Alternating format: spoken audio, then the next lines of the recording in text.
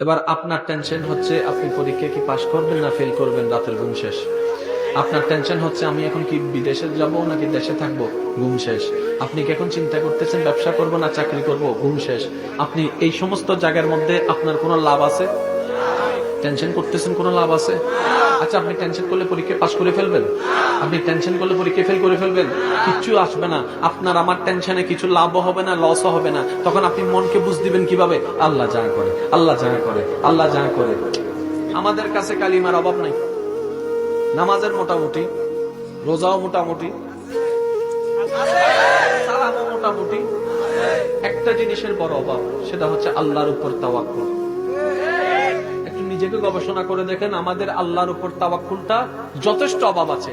এই তাওয়াক্কুলটাকে যদি কোন রকম একটু বাড়াই দিতে পারি, জয় আপনার সুনিশ্চিত হয়ে যাবে।